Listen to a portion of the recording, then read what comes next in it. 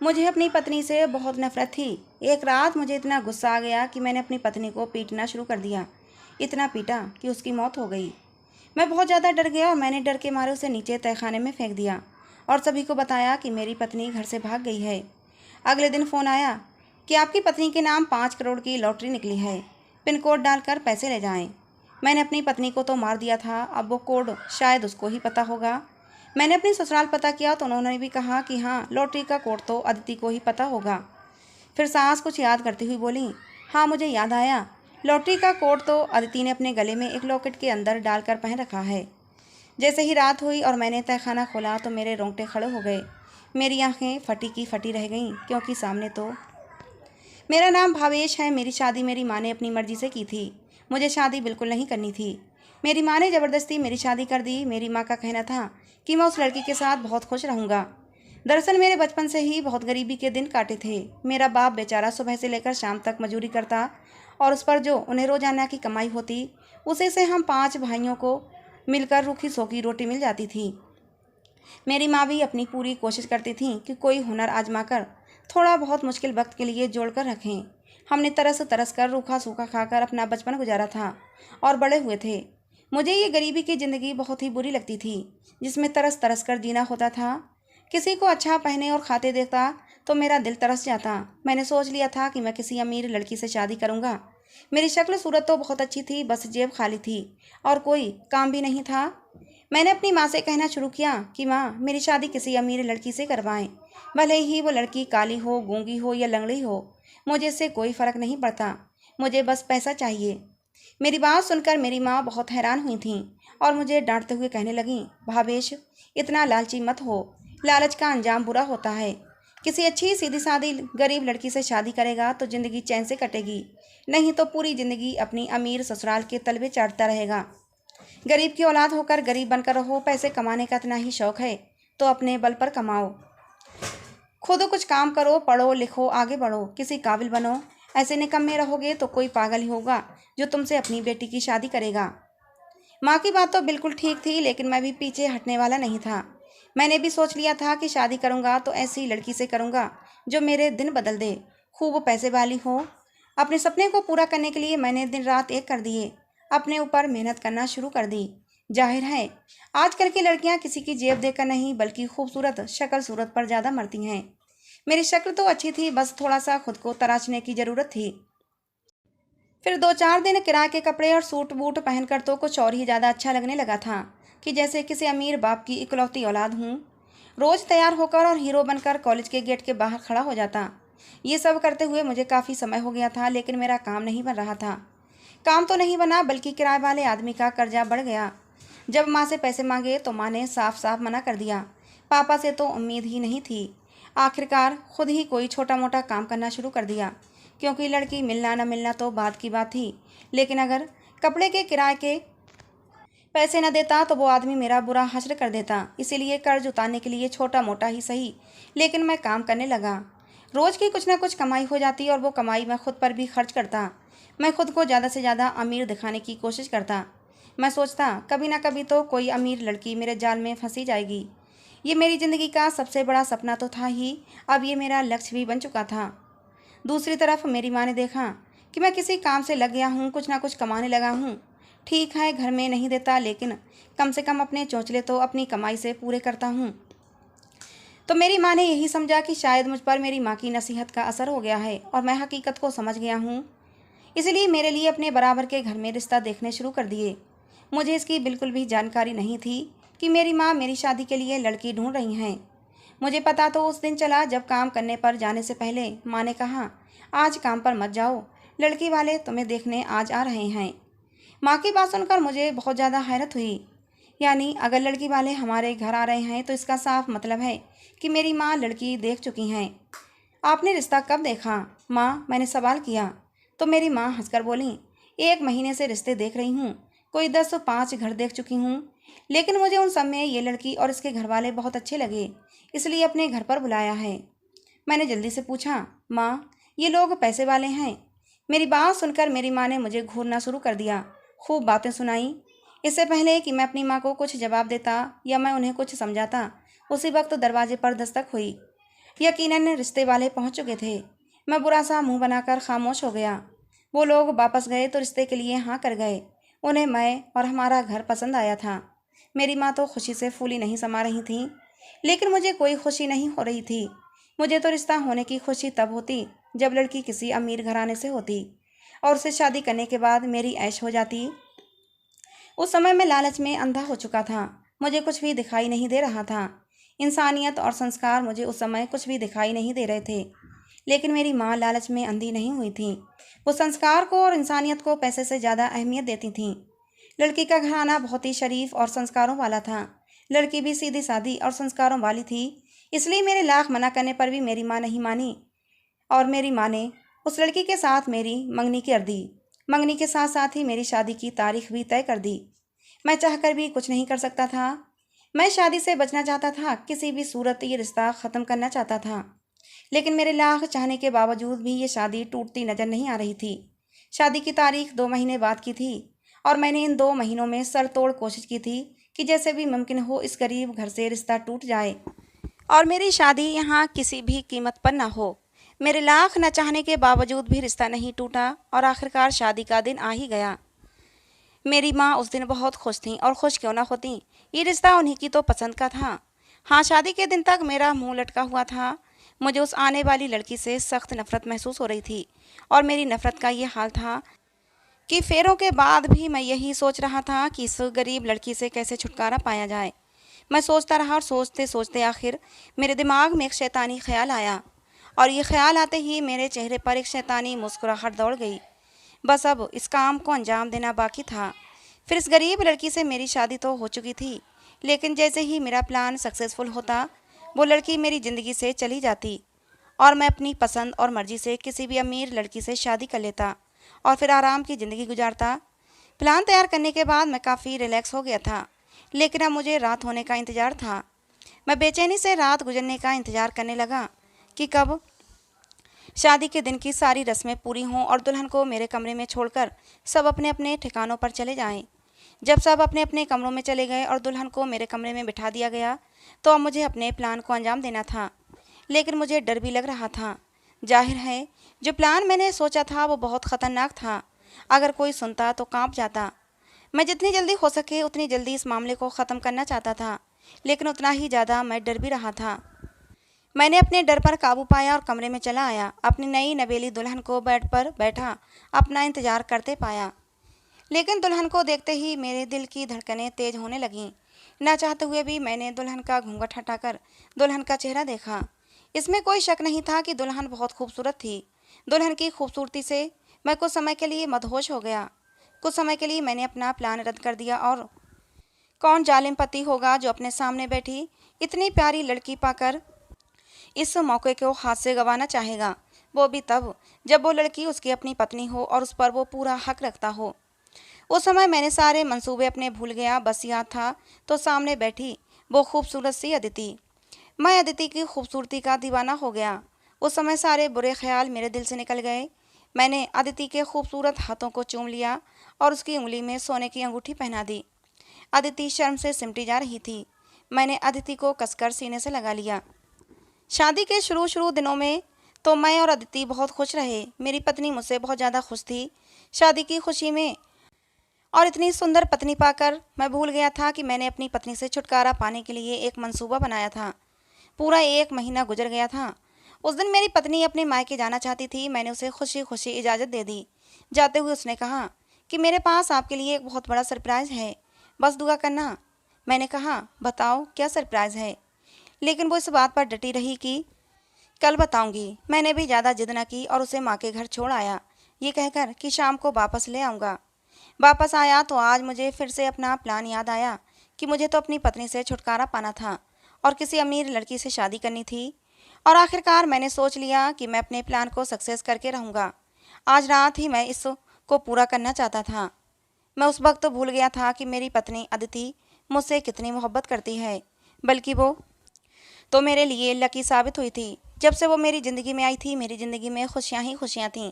काम करने में भी मेरा मन लगता था, लेकिन उस समय मेरे सिर पर एक ही भूत सवार था और वो था अमीर बनने का। शाम को अदिति अपने भाई के साथ ही वापस आ गई। वो बहुत ज़्यादा खुश लग रही थी। मुझे उसकी खुशी बड़ी अजीब लगी, क्योंकि आज से पहले वो कभी इतनी खुश दिखाई नहीं दी थी। लेकिन मुझे इस वक्त इन बातों से कोई मतलब नहीं था। मुझे तो बस अपने प्लान को कामयाबी देनी थी। आखिर वो पल आ ही गया। कोई रात के 2-3 बजे मैं छत पर गया और आवाज़ बदलकर चिल्लाकर अपनी पत्नी को पुकारा। अदिति उस वक्त तो नींद में थी। वो चौंक कर उठ बैठी। जब उसे किसी ने ऊपर छत पर से पुकारा तो एकदम से उठ बैठी और कमरे में इधर उधर देखा।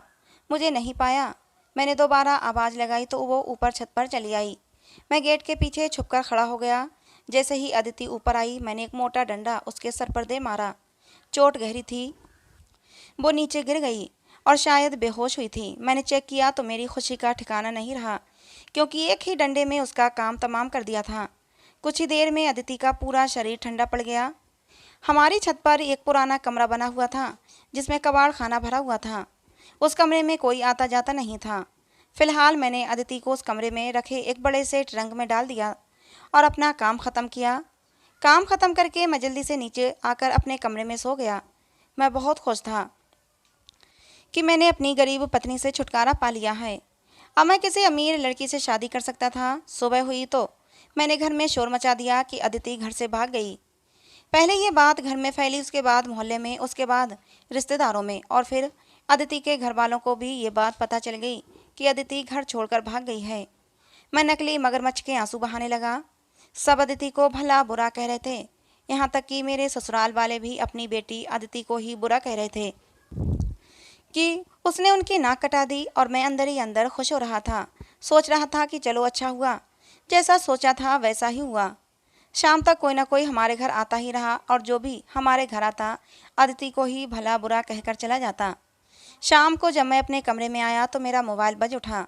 मैंने फ़ोन नहीं उठाया। उस समय पता नहीं क्यों मेरा फ़ोन उठाने का दिल नहीं कर रहा था। कमरे का खालीपन मुझे काटने को दौड़ रहा था। अदिति की कमी महसूस हो रही थी। पता नहीं क्यों दिल के अंदर एक दर्द की लहर उठी कि शायद मैंने अदिति को मारकर अच्छा नहीं किया। मेरी आंखों से आंसू की 2 बूंदें टपक पड़ीं, जिन्हें मैंने जल्दी से साफ कर लिया। फ़ोन दोबारा बजा तो दोबारा मैंने फ़ोन काट दिया। मेरा बिल्कुल भी मन नहीं कर रहा था किसी से बात करने का। इतने दिनों तक अदिति की बाहों में सोने की आदत पड़ चुकी थी। अदिति के बिना बेड पर नींद नहीं आ रही थी। फ़ोन एक बार फिर से बजा तो इस बार मैंने फ़ोन उठा लिया, लेकिन दूसरी तरफ से जो कहा गया उसने मेरे होश उड़ा दिए। दूसरी तरफ एक आदमी बोल रहा था, जो अदिति का नाम लेकर कह रहा था कि आपकी पत्नी अदिति के नाम 5 करोड़ की लॉटरी लगी है, कूपन कोड डालकर लॉटरी के पैसे ले जाएं। ये सुनकर तो मेरे होश ही उड़ गए थे। मैंने जल्दी से अपनी पत्नी के मायके फ़ोन करके कूपन का कोड पता करना चाहा। उन्होंने कहा कि हाँ, उसने कुछ समय पहले एक लॉटरी में हिस्सा लिया था और उसका कोड उसने अपने लॉकेट में डालकर उसे अपने गले में पहन लिया है। ये सुनते ही मैं जल्दी से छत पर गया। मैंने जल्दी से कमरे का दरवाज़ा खोला और फिर उस संदूक को खोला जिसमें मैंने अदिति को डाला था। लेकिन मेरे रोंगटे खड़े हो गए, पैरों तले से ज़मीन निकल गई। मैंने डर के मारे ढक्कन वहीं छोड़ दिया और जल्दी से आकर अपने कमरे में बेड पर बैठ गया। लंबी लंबी सांसें लेने लगा। मैंने इधर उधर देखा कि कहीं कोई मुझे देख तो नहीं रहा। मेरा पूरा शरीर पसीने में भीग चुका था। मैं ट्रंक वाला दृश्य आंखों से हटा नहीं पा रहा था। मेरे दिमाग ने काम करना बंद कर दिया था।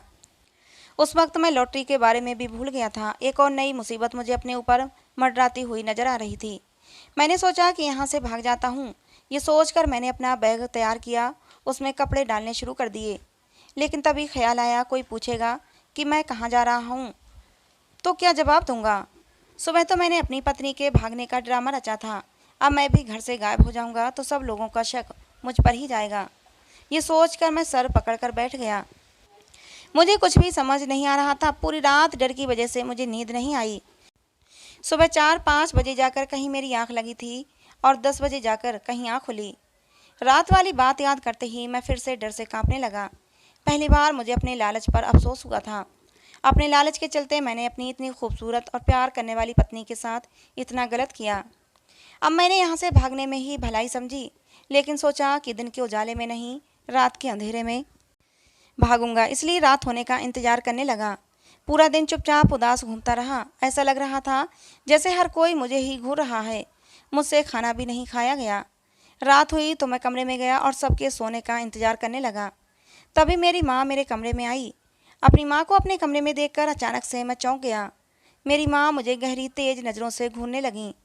मेरी माँ मेरे पास बराबर बेड पर बैठ गईं और मुझसे पूछने लगीं, तुम्हारा चेहरा क्यों उतरा हुआ है?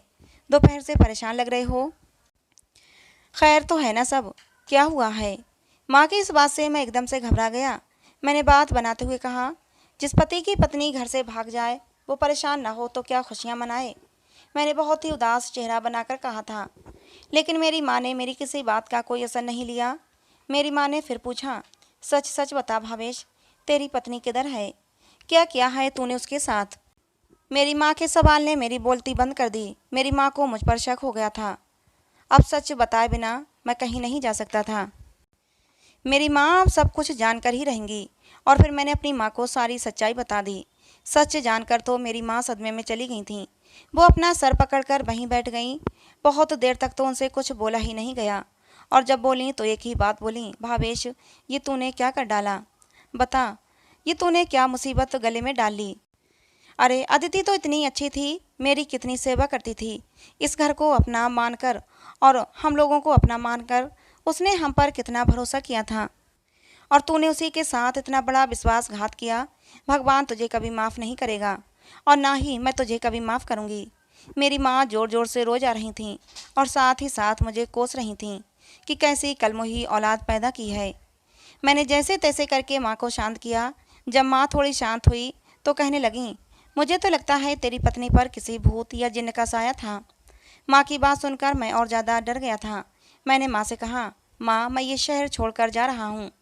मेरी माँ ने मुझे रोका कि मत जाओ, उल्टा मुसीबत में पड़ जाओगे। लेकिन मैंने अपनी माँ की एक ना सुनी और बैग उठाकर घर से निकल पड़ा। अभी मैं घर से निकला भी नहीं था कि मेरे नंबर पर मेरे ससुर का कॉल आने लगा। मेरे ससुर ने जो कहा उसे सुनकर मेरे कदमों तले से ज़मीन निकल गई थी। मैंने फ़ौरन वहाँ से भागना चाहा, लेकिन तभी घर के बाहर कुछ लोगों की आवाज़ें आईं और वो लोग दरवाज़ा बजाने लगे। मैंने अपने घर वालों से कहा कि कोई दरवाज़ा ना खोले, लेकिन आने वाले दरवाज़ा तोड़कर अंदर आ चुके थे और उन लोगों के साथ पुलिस भी थी। मेरे हाथ से बैग छूट गया और मैं वहीं ज़मीन पर बैठता चला गया। आने वालों में मेरे ससुर, मेरी सास मौजूद थीं। मेरी सास ने मुझे एक खामोश निगाहों से देखा और जैसे ही थोड़ा आगे होकर साइड में हुई तो उनके पीछे देखकर मेरी और मेरी माँ की चीख निकल गई। तभी मुझे अपनी माँ की बात याद आई कि शायद तेरी पत्नी पर किसी भूत या जिन्न का साया है, क्योंकि मेरी सास के पीछे जो लड़की खड़ी थी वो अदिति थी। अदिति तो मर चुकी थी, फिर जिंदा कैसे हुई? मेरी माँ ठीक कहती हैं, अदिति कोई आम लड़की नहीं थी। मेरे ससुर ने फ़ोन पर यही तो बात कही थी कि हम तुम्हारी पत्नी को वापस ला रहे हैं। मैं आंखें फाड़ फाड़ कर अदिति की तरफ देख रहा था। एकदम सही सलामत वो मेरे सामने खड़ी थी। मुझे विश्वास नहीं हो रहा था। मैंने तो खुद उसकी नब्ज चेक की थी, उसके बाद ही उसे ट्रंक में फेंका था। ये सब सोचकर ही मेरा दिमाग घूमने लगा। आखिर ये सब क्या है? तभी मेरे ससुर आगे बढ़कर आए। उन्होंने कहा, बेटा मैं तुम्हारी भागी हुई पत्नी को वापस करने आया हूँ। ये लो, इसे संभालो और मुझे माफ़ कर देना कि मेरी परवरिश में ही कोई कमी रह गई थी जो अदिति ने मुझे ये दिन दिखाया। लेकिन अब अगर अदिति ने आगे से कुछ ऐसा किया तो मैं इसे जिंदा नहीं छोड़ूंगा। मेरे ससुर ने अदिति का हाथ मेरे हाथ में देते हुए शर्मिंदा होकर कहा। और मैं ये सोच रहा था कि मुझे तो लगा था कि ये लोग कत्ल के केस में मुझे गिरफ्तार करवाने आए हैं, लेकिन ऐसा कुछ भी नहीं था। मेरी पत्नी को छोड़कर वो लोग वापस चले गए, लेकिन मेरे सवालों के जवाब अब भी बाकी हैं। मैंने अदिति की तरफ देखा, लेकिन वो खामोशी से अंदर कमरे में चली गई। मेरी माँ तो खुद डरी हुई थी। मैं और मेरी माँ अदिति के पीछे पीछे कमरे में चले आए। अदिति सपाट चेहरा लिए हुए बेड पर बैठी हुई थी। मैं मुजरिमों की तरह सर झुकाए कमरे में खड़ा हो गया। मैं अदिति से नज़र नहीं मिला पा रहा था। मेरी माँ अदिति के पास बैठ गई। कुछ पूछने के लिए मेरी माँ ने मुंह खोला ही था कि अदिति बोली, मम्मी जी मैं जानती हूँ कि आप लोग मुझे देखकर शॉक्ड हैं। आप सोच रहे हैं कि मैं तो मर गई थी, फिर मैं जिंदा कैसे हो गई। और वाकई आपके बेटे ने तो मुझे मारने में कोई कसर ही नहीं छोड़ी थी। लेकिन भावेश, इससे पहले कि मैं आगे की कहानी तुम्हें बताऊं, मैं जानना चाहती हूँ कि तुमने मुझे जान से मारने की कोशिश क्यों की। तब मैंने अदिति को सब कुछ सच सच बता दिया कि मैं लालच में पड़ गया था। मैं पैसे कमाना चाहता था आसान तरीके से, और इसीलिए किसी अमीर लड़की से शादी करके अमीर होना चाहता था। लेकिन मेरी शादी तुम जैसी गरीब लड़की से हो गई और मैंने तुम्हें रास्ते से हटाकर किसी अमीर लड़की से शादी करने के बारे में सोचा था। मेरी बात सुनकर अदिति की आंखों में आंसू और तेजी से बहने लगे थे। बोली, मैंने तो भावेश तुम्हें सच्चे मन से अपना पति स्वीकार किया था और तुमसे सच्ची मोहब्बत की थी। हालांकि शादी से पहले मैं शादी करने से इनकार कर